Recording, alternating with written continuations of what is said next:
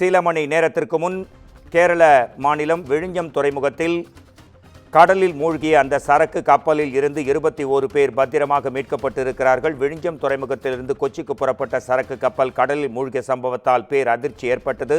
அந்த கப்பலில் கிட்டத்தட்ட 38 கடல் மைல் தூரத்தில் கப்பல் மூழ்கியதாக தகவல் வெளியானது. சரக்கு கப்பலில் 24 பணியாளர்கள் இருந்த நிலையில் 21 பேர் மீட்கப்பட்டிருக்கின்றனர். மற்ற இருக்கும் 3 பணியாளர்கள் தேடும் பணி தீவிரமாக மீட்டெடுக்கும் பணி தீவிரமாக நடைபெற்று கொண்டிருக்கிறது. நடுக்கடலில் அந்த சரக்கு கப்பலில் இருந்து கண்டெய்னர்கள் மூழ்கியிருக்கிறது. எரிப்பு தன்மை கொண்ட நச்சு பொருட்கள் இருப்பதால் பொதுமக்கள் யாரும் அதை நெருங்க வேண்டாம் என்று பேரிடர் நிவாரண ஆணையம் அறிவித்திருக்கும் அண்மை செய்தி முக்கிய செய்தியாக வந்திருக்கிறது. கேரள மாநிலம் கொச்சி அருகே அரபிக் கடலில் மூழ்கிய சரக்கு கப்பலில் இருந்து 21 பேர் பத்திரமாக மீட்டெடுக்கப்பட்டிருக்கின்றனர். விழிஞம் துறைமுகத்திலிருந்து கொச்சிக்கு புறப்பட்ட சரக்கு கப்பல் கடலில் மூழ்கிய சம்பவத்தால் அதிர்ச்சி ஏற்பட்டது.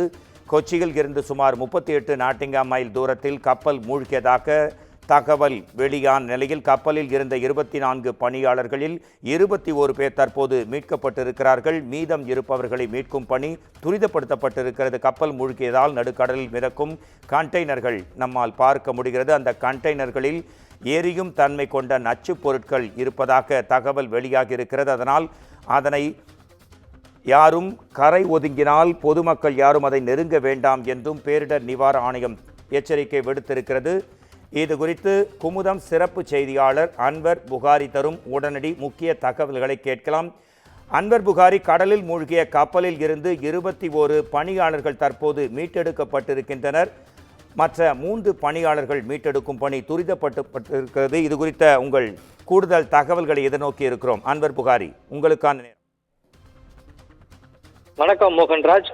கேரள மாநிலம் கொச்சி அருகே அரபிக்கடலில் மூழ்கிய சரக்கு கப்பலில் இருந்து மாலுமிகள் உட்பட 21 பேர் பத்திரமாக மீட்கப்பட்டிருக்கின்றனர். எஞ்சிய 3 பேரை மீட்கும் பணி துரிதகதியில் நடைபெற்று வருகிறது. 184 மீட்டர் நீளம் கொண்ட சைபீரியா கொடி கட்டிய கண்டெய்னர் கப்பல் ஒன்று நேற்று விழிஞம் துறைமுகத்தில் இருந்து புறப்பட்டது. இன்று கொச்சி துறைமுகம் வந்தடைய வேண்டிய நிலையில் கொச்சியின் தென்மேற்கு பகுதியில் 38 நாட்டிக்கல் மைல் தொலைவில் கடலில் மூழ்க தொடங்கியது. உடனடியாக சுதாரித்துக் கொண்ட கப்பல் மாலுமிகள் கடலோர காவல் படையினரிடம் உதவி கோரியிருக்கின்றனர். அதன் அடிப்படையில் கடலோர காவல் படையின் ஹெலிகாப்டர் உதவியுடன் மீட்கும் பணியில் ஈடுபட்டனர். மொத்தம் 24 மாலுமிகள் உட்பட 24 பேர் கப்பலில் பயணித்த நிலையில் அவர்களில் 9 பேர் லைஃப் ஜாக்கெட் அணிந்து கடலில் குதித்து உயிர் தப்பினர். எஞ்சிய பயணித்த பேரில் 12 பேர் தற்போது மீட்கப்பட்டிருக்கின்றனர். இதுவரை மொத்தம் 21 பேர் உயிர் தப்பியிருக்கின்றனர். 3 பேரை மீட்கும் பணி தீவிரமாக நடைபெற்று வருகிறது. இந்த கண்டெய்னர் கப்பலில் 367.1 மெட்ரிக் டன் சல்பர் எரிவாயு எண்ணெயும் 84.4 மெட்ரிக் டன் கேஸ் எண்ணெயும் ஏற்றி வரப்பட்டிருக்கிறது. இந்த எண்ணெய் கடலில் கலந்தால் மோசமான சுற்றுச்சூழல் பாதிப்பை ஏற்படுத்தும். இதனால் இந்த எண்ணெய் கடலில் கலக்காமல் இருக்க தேவையான நடவடிக்கைகளை கடலோர காவல் படையினர் மேற்கொண்டு வருகின்றனர். இதனிடையே இந்திய கடற்படையும் களத்தில் இறங்கியிருக்கிறது.